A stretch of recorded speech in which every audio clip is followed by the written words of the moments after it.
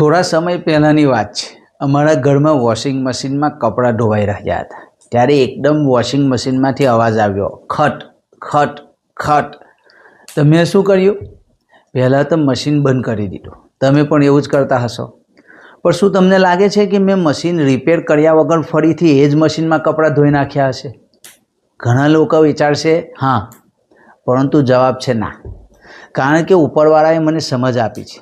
એટલે જ હું તમને સમજાવવા માગું છું કે જેમ મેં મશીનને પહેલાં રિપેર કરાવ્યું અને પછી ફરી ઉપયોગ કર્યો, એમ આપણું શરીર પણ એક મશીન જ છે।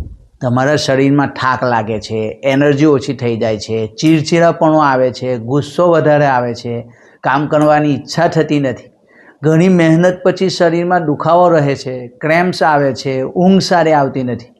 એવું સમજી લો કે તમારું શરીર પર વોશિંગ મશીન જેવો અવાજ આપી રહ્યું છે અને તમારે શું કરવું પડે? શરીરને થોડું સ્વિચ ઓફ કરવું પડશે।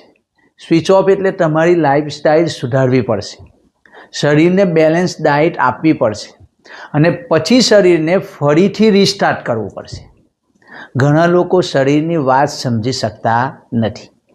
શરીર ઘણી સમસ્યાઓનો સામનો કરી રહ્યું હોય છે, છતાં લોકો તેનો વધુ ઉપયોગ કરતા રહે છે। જેવી રીતે મશીનના અવાજને ઇગ્નોર કરતા રહે છે અને પછી શું થાય છે? મશીન કાયમ માટે ખરાબ થઈ જાય છે। દોસ્તો, મશીનનું રિપ્લેસમેન્ટ મળી જાય છે, પણ આપણા શરીરનું કોઈ રિપ્લેસમેન્ટ નથી।